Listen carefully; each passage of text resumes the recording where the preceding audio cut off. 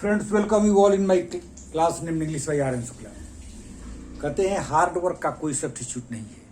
Hard work has no substitute. Hard work beats talent if talents fail to do hard work. अगर talented आदमी hard work नहीं करे तो hard worker की जीत हो जाती है। वहाँ हार्ड वर्कर की जीत होती है, यानी हार्ड वर्कर सबको सुपरसीड कर सकता है। टैलेंट भी उसी का रिजल्ट ले आता है जो सिंसियर हार्ड वर्कर है। तो friends, let's start our class. आज की इस क्लास में हम spotting the error detection test करेंगे। एरर डिटेक्शन करेंगे। सेंटेंसेस हैं। फर्स्ट सेंटेंस है he caught the boy steal the parcel. इस सेंटेंस में आप देखें एरर कहां है। ही कॉट द बॉय, ये सही है, ये पार्ट सही है। ही कॉट द बॉय, ये पार्ट सही है। अब आप देखिए यहां एरर कहां है। He caught the boy steal the parcel. यहां जो है स्टील का जो प्रयोग किया गया है, यहां जेरेंड का प्रयोग किया जाना चाहिए था। यहां जो V1 का प्रयोग किया गया है, यहां पर ये करेक्ट मीनिंग नहीं दे रहा है। He caught the boy steal the parcel, meaning क्या हुआ? उसने बच्चे को पार्सल चोरी करते हुए पकड़ा। तो चोरी करते हुए यहां पे स्टील का फॉर्म जेरेंड के साथ आएगा। स्टीलिंग, यहां हमें यूज करना है स्टीलिंग का।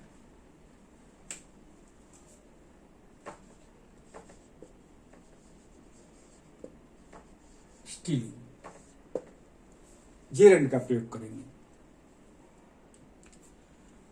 Next sentence is I am taller than you. I am taller than you are not I. Question tag का प्रयोग किया गया है। इम्फेटिक सेंटेंस बनाने के लिए क्वेश्चन टैग का जो प्रयोग किया गया है, इसमें देखिए एरर कहां है। I am taller than you are not I. तो जहां सब्जेक्ट जो आई है तो उसके अनुसार हेल्पिंग वर्ब एम का प्रयोग यहां किया गया है। उसी तरह से क्वेश्चन टैग में भी आर नॉट आई गलत है, एम नॉट आई होना चाहिए। Am not I main subject के अनुसार ही क्वेश्चन टैग का हम प्रयोग करते हैं, उसी के हेल्पिंग वर्ब एक जुड़ी वर्ब के अनुसार। आई एम टॉलर देन यू, ये अफर्मेटिव सेंटेंस है, तो क्वेश्चन टैग निगेटिव होगा और हेल्पिंग वर्ब वही होगा जो सब्जेक्ट का है। तो am not I, am not I, am not I. Next sentence, either you और ही आर हैप्पी। आप ये देखिए, आइदर और नाइदर नॉट से जुड़े हुए सेंटेंस में जो वर्ब होता है वो सबसे नजदीक वाले सब्जेक्ट के अनुसार होता है। सबसे नजदीक वाले सब्जेक्ट से हमारा तात्पर्य क्या है? आप यहां ये देखिए, एक ये भी सब्जेक्ट है और एक ये भी सब्जेक्ट है। तो हेल्पिंग वर्ब के नजदीक कौन सा है? ही है। तो ही के लिए हमें हेल्पिंग वर्ब इज का प्रयोग करना चाहिए। आर का प्रयोग यहां गलत है। आइदर यू और ही इज हैप्पी। तो इस तरह से हमने 3 सेंटेंसेस किए। Now next sentence, fourth one.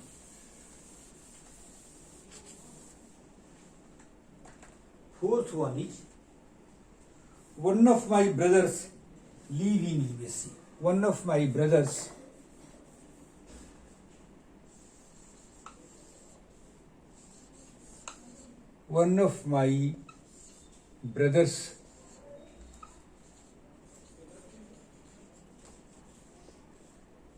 live in USA. One of my brothers live in USA. इस सेंटेंस में एरर क्या है? यहां दोस्तों मिस्टेक इसलिए होता है कि लोग ये समझते हैं कि ब्रदर्स है तो यहां पर वर्ब प्लूरल होना चाहिए, जबकि वन ऑफ माई ब्रदर्स एक सिंगुलर सब्जेक्ट को इंडिकेट करता है। One of my brothers, one of my brothers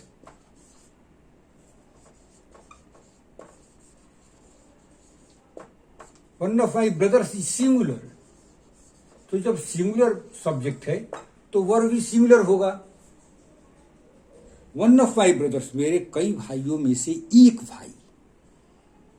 तो कई भाइयों में से एक भाई, तो ये जो है सिंगुलर हुआ।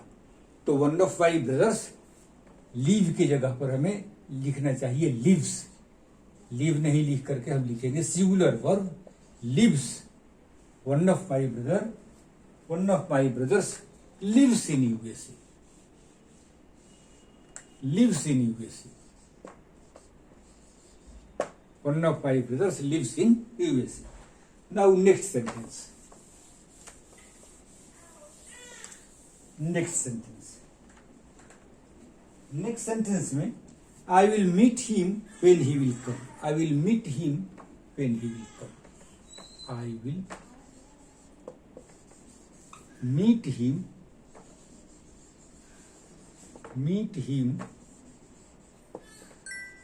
when he will come, when he will come। आप यहां देखिए, ये सेंटेंस मैंने पहली बार बताया था कि ऐसे सेंटेंस जब हों जिसमें एक कंडीशन हो और एक रिजल्ट हो, तो हम कंडीशन वाले पार्ट में प्रेजेंट सिंपल का प्रयोग करते हैं। कंडीशन क्या है इसमें? When he will come.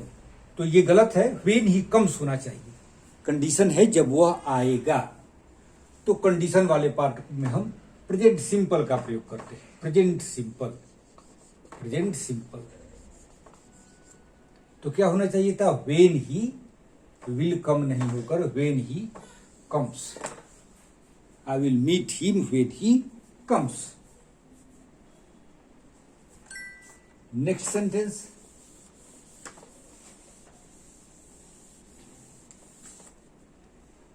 I will not agree to the proposal. I will not agree to the proposal.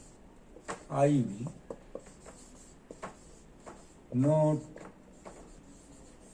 agree to the proposal. To the proposal. इस सेंटेंस में क्या गलत है आपको ये देखना है। एग्री के साथ जो प्रीपोजिशन लगता है, कई प्रीपोजिशन लगते हैं। एग्री विथ, किसी के साथ सहमत होना। I am agree with you, I agree with you. जब प्रपोजल रहता है या पॉइंट रहता है तो वहां पर टू का प्रयोग किया जाता है, और यहां पर टू का प्रयोग किया गया है। तो इस सेंटेंस में कोई एरर नहीं है। No error, no error. इस सेंटेंस में कोई एरर नहीं है। I will not agree to your proposal, ये सेंटेंस बिल्कुल सही है, इसमें कोई एरर नहीं है। Next question, next sentence, I wanted to go to home as he was sick. He wanted to go to home, he wanted to go to home as he was sick. He was sick. इस sentence में क्या error है आप यहां देखिए। Home के पहले किसी प्रीपोजिशन का प्रयोग नहीं किया जाता है, तो ये गलत है। यहां टू का प्रयोग नहीं होना चाहिए था। I wanted to go home, he wanted to go home as he was sick. ध्यान रखना है, होम के पहले किसी प्रीपोजिशन का यूज नहीं किया जाता है, लेकिन अगर होम के पहले अगर कोई पॉजेसिव प्रोनाउन लगा हुआ हो, जैसे he wanted to go to his home, तब वहां लग जाएगा। He wanted to go to his home. लेकिन यहाँ कोई पॉजेसिव प्रोनाउन नहीं है, इसलिए यहाँ हम कोई इसका यूज नहीं करेंगे, किसी प्रीपोजिशन का यूज नहीं करेंगे। Now next one is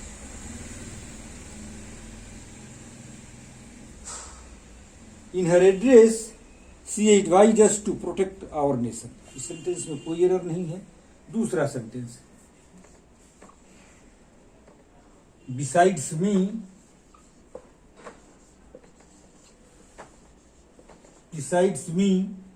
many other were present. Besides me many other were present. Many other were present. इस सेंटेंस में देखिए बिसाइड्स, सबसे पहले तो ये देख लीजिए बिसाइड्स। बिसाइड्स का मतलब होता है इन एडिशन टू। एक होता है बिसाइड, बिसाइड मतलब बगल में, ये प्रीपोजिशन है। और बिसाइड्स का मतलब होता है इन एडिशन टू, अलावा। Besides, besides, in addition to, in addition to. I know English besides Hindi. मैं हिंदी के अलावा इंग्लिश जानता हूं। इसको अगर कहना है तो कैसे कहेंगे? I know Hindi besides English. I can speak Hindi besides English. तो इस सेंटेंस में हमें अब एरर देखना है। बिसाइड्स मी, मेरे अलावा, मेनी अदर वर प्रेजेंट। तो मेनी अदर नहीं होता, मेनी अदर्स होना चाहिए। मेनी अदर्स, यहां अदर का प्रयोग गलत है, मेनी अदर्स वर प्रेजेंट। तो फ्रेंड्स, हम लोगों ने करीब करीब 7-8 सेंटेंसेस में जो एरर थे उनको देखा। अब आपकी ड्यूटी है इन्हें रिवाइज करना, सो दैट जब एग्जाम में ऐसे क्वेश्चंस आए तो आपको वहां कोई कंफ्यूजन ना हो। With this I would like to close this video. Thank you very much. See you tomorrow in next class. Thank you once again.